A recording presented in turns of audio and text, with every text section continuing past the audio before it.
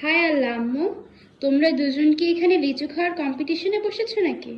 না বাবা, আমরা লিচু খাওয়ার কম্পিটিশনে বসিনি, বরং লিচুগুলোকে খোসা ছাড়িয়ে বীজগুলো আলাদা করে ফ্রোজেন করার জন্য বসেছি। ফ্রোজেন কেন করতে হবে? খেয়ে ফেললেই তো হয়। শোনো, লিচুতে আছে প্রচুর পরিমাণে হাইপোগ্লাইসিন, হ্যাঁ, আর হচ্ছে এনসিপিজি, যেটা আমাদের শরীরে প্রবেশ করে রক্তে গ্লুকোজ বা শর্করা তৈরির যে স্বাভাবিক প্রক্রিয়া আছে সেটা বন্ধ করে দেয়।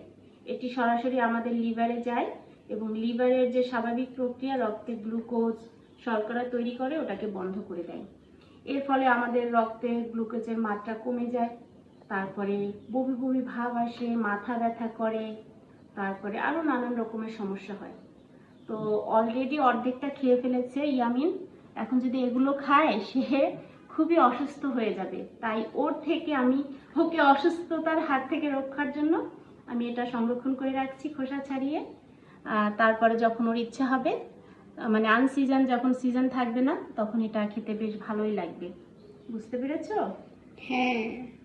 লিচু তো আমারও ভীষণ পছন্দের একটি ফল, ইয়ামিনও খুব পছন্দ করে, কিন্তু এটা কখনোই অতিরিক্ত খাওয়া যাবে না। অতিরিক্ত খেলেই ঘটবে যত বিড়ম্বনা।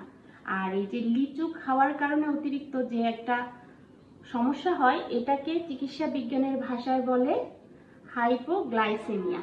বুঝতে পেরেছো? হ্যাঁ, থ্যাংক ইউ। ওয়েলকাম।